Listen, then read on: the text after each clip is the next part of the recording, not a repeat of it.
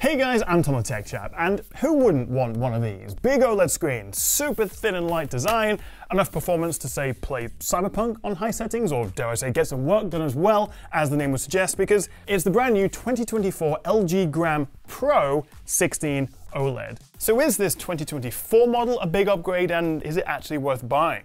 Well, I will tell you, and if you do find this video helpful, a cheeky little thumbs up and a subscribe would be lovely. Now, of course, being an LG Gram, we get a big screen, big battery, that uncannily light feeling like it's half empty inside, surprisingly durable materials, and of course, a very wobbly screen, which seems to be Gram tradition right now because I mention this every single year, it never seems to get better. The hinge itself is fine, and I do appreciate you can actually open it one-handed, one-fingered, like that, but that glossy screen with that wobble, not a good combination. Anyway, more importantly, unlike older Grams, which could struggle with anything that needed a dedicated graphics card, these 2024 Grams get Intel's Core Ultra CPUs with much faster integrated ARC graphics. But this Gram Pro not only gets the faster Ultra 7 155H CPU, which gets more cores and a higher turbo wattage, but also an NVIDIA RTX 3050 GPU option, as well as an improved dual fan cooling system and this gorgeous 120Hz OLED screen. There is also a 17-inch Gram Pro, which is even bigger, obviously, and with nearly identical specs, although that gets a 144Hz IPS LCD display instead of OLED. But I would go with the OLED every time. But either way, these are the biggest screens in the lightest laptops you can get. The Pro also meets Intel's Evo platform spec for thin and light laptops. We get 16 or 32 gigs of RAM with a very healthy 1 or 2 terabytes of storage. And if you do go with the RTX 3050, you also get a bigger battery. We also get Windows Hello face unlocking via the 1080p webcam, we get Wi-Fi 6E, 2 USB 4 Thunderbolt 4 Type-C ports, alongside a couple of very useful USB 3.2 Type-A's, a full-size HDMI 2.1, and an audio jack. That is actually a very impressive range of ports for a laptop this thin. The only thing it's missing that I would have liked is an SD card reader, but you can always get adapters. That's not bad. But just look at that screen. 16 inches, 16 by 10 aspect ratio, 1800p resolution, which is kind of like Quad HD Plus, and 120Hz dynamic refresh rate. And it's OLED, which means you get those incredible inky blacks, rich colors. LG reckons this hits 400 nits of brightness, which matched my calibration tests, although I did record 500 nits sustained in SDR on a 100% white window, which is actually pretty good for an OLED. Also, as I mentioned earlier, it is pretty glossy and reflective, and it misses out on the anti-glare coating you get with the LCD option. I mean, look at those reflections. You're gonna have to be careful what you've got behind you, because it does make it harder to see. So as well as that, we also don't really have any proper HDR support. There's no display HDR certification with this either, and it's also not a touchscreen. It still looks good though, and colors are accurate. I wouldn't have any problems editing photos and videos on this. Also, you've got LG's Smart Assistant app, which comes with the usual OLED care options to minimize the chance of image retention. But as with burn-in on any OLED, only time will tell. But I'm not worried.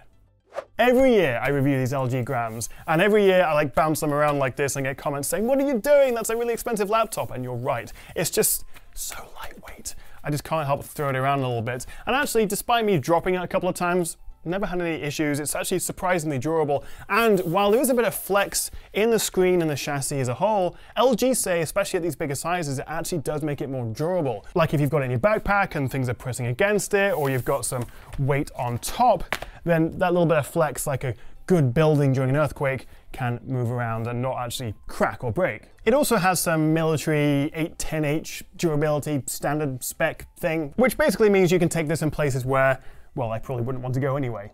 And at 12.4mm, it is less than a mil thicker than the MacBook Air M3, and these beveled edges around the sides help it look even smaller. My only gripes, aside from this screen wobble, is that the lower bezel is a little bit chunky, relatively to some of the laptops we've seen, and also, as you can see, there is a good amount of space around the trackpad where they could have either made the trackpad bigger or just condensed the whole laptop and made it a little bit more compact overall, but that's not a huge deal. It is also not the most exciting looking laptop. A little bit boring and drab and officey perhaps, although I quite like this stealthy magnesium alloy chassis that we've got going on here. I would have loved to have seen the style, the white sort of pearlescent one, come to the Pro as well, but no.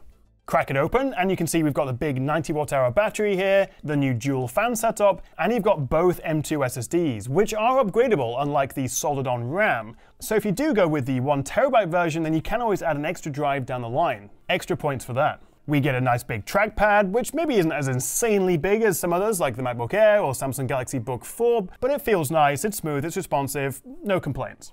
Typing also feels good, although the backlit keys can feel a little bit cramped because we have that numpad to the side there, but on the plus side, we have a numpad. I must admit though, I don't love the speakers. They're not bad, it's just the downward firing 3-watt speakers, while Dolby Atmos tunes just lack bass and fall a bit flat. Not great, not terrible.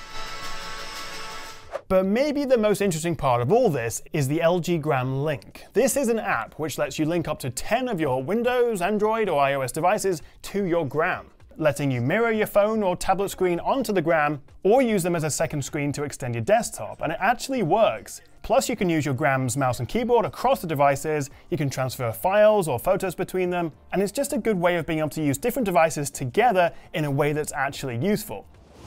Okay, let's talk performance, because the upgrade from last year's i7 1360p, which we had in the style I reviewed, to this with the Intel Core Ultra 7 155H with the integrated ARC graphics and that optional 3050, it's a pretty massive upgrade, particularly in the graphics department. In PC Mark 10, which is a kind of whole system benchmark, the new Pro was actually only 12% faster than the old Gram, and it is actually a bit slower than the Asus ZenBook 14 Pro with the same CPU. In Geekbench 6, we're only looking at a 3% jump in single-core, although multi-core performance was up 36%. Versus the new MacBook Air with the M3 chip, well, Intel still struggles with a single-core, but multi-core is very close. And in the OpenCL graphics test, the new onboard ARC graphics were 2.3 times faster, while the RTX 3050 was 52% faster than that. Although the M3 gives the ARC a run for its money. Oh, and by the way, the RTX 3050 in here is the 45-watt MGP part, which is roughly in the middle of the power range. Moving over to Cinebench, and single-core performance jumped 14%, and multi-core a whopping 134%. And while the new Intel Arc graphics are around twice as fast as the old Iris Xe and Blender, both it and the 3050 have serious competition from the MacBook Air with M3, which actually beats them both. Although that only matters if your software works on a Mac, and for games, getting extras like Nvidia's DLSS, you're still better off with a Windows PC. Everything was nice and stable under load, although Mac's CPU temps do get a little bit toasty at times, but the chassis never got hot or uncomfortable to use, and the fans don't get overly noisy either. But it's not going to be silent like the fanless MacBook Air. As for gaming, well, I averaged 61 frames per second in Cyberpunk at 1200p with medium settings and DLSS set to performance. Honestly, a laptop this light feels like it shouldn't be able to do this. I also averaged just over 60 FPS in Forza Motorsport, Shadow of the Tomb Raider averaged 56 FPS on high using the 3050, and I'm also pleased to see performed pretty much identically on battery. Again though, turning on DLSS performance gets us over that magic 60 FPS. Because remember, it's not just the raw performance gain of having the RTX 3050, you are also getting ray tracing and more importantly DLSS upscaling, which can make a massive difference to your games. And of course with the CUDA cores, AV1, NVIDIA Studio, whether you're gaming, video editing, running 3D software, having that 3050 makes it all significantly faster. But what about battery life? How long does this actually last? Well, in my video playback test, 200 nits running 4K YouTube videos, it lasted 10 hours, which is actually pretty good given the size of the screen, although it does fall short by a couple of hours versus the MacBook Air. And with mixed everyday use, I got about 7 to 8 hours, so it will get you through a full day. I must admit, I'm also quite impressed with this webcam. 1080p resolution, we've also got the IR sensor for face unlocking into Windows, and it's not bad. If I just take it for a little walk with me, change the lighting, this is the backdrop of the studio. Not too bad, but you're gonna have to let me know in the comments how it looks and also how it sounds with the microphone. That's a bit bright. That's too bright. There we go. What do you think? Okay, I've put it off long enough. We have to talk about the price of this thing, because for me, that is the biggest issue I have. This LG Gram Pro 16 OLED 2024 starts at $1,700. And actually that's a little bit misleading because that's not the OLED version, that's just the regular LG Gram Pro with 16 gigs of RAM, 1 terabyte storage, integrated graphics, and an LCD screen. $1,700. The base OLED version with this screen is $2,100. And if you want the 3050, you also have to double the RAM and storage to 32 gigs, 2 terabytes, and that's $2,400. Now, relatively speaking, $300 extra to double the RAM, double the storage, and add the 3050 makes complete sense. I would do that if you've got the money. But $2,400, for this laptop. It's a lovely laptop, but that's a lot of money. Because the thing is, if you are going to spend that much and you do need a GPU, then it's probably worth compromising on the weight and size a little bit and grabbing something with an RTX 4050 or 4060, which are both much faster and also opens up the likes of frame generation in games. And don't forget, Apple have just refreshed the MacBook Air lineup. This is the 15-inch M3. We've got 16 gigs of RAM in here, 512 storage, and it'll cost you $1,700. Both very, very nice laptops. This has a slightly longer battery life. I kind of prefer the design of it, although it's a little bit heavier. Better webcam, better speakers. I prefer the touchpad and keyboard a little bit on this, although the Gram does have a 3050 option, which is much better for gaming, and of course Windows, a better range of ports, and also a bigger OLED 120Hz screen. This is still stuck with a 60Hz IPS LCD. It's also worth looking at the non-Pro LG Grams for this year, as you still get the same very impressive ARC graphics, and you can save a ton of cash. And while this LG Gram OLED is lovely, there are cheaper OLED options, although obviously in smaller and heavier designs. You are still definitely paying a premium for it to be this light.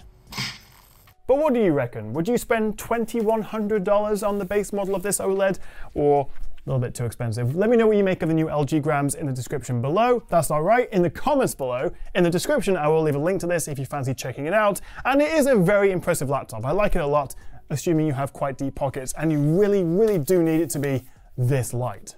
Thank you so much for watching, guys. If you enjoyed the video, a cheeky like and subscribe would be fantastic, and I'll see you next time right here on the Tech Chat.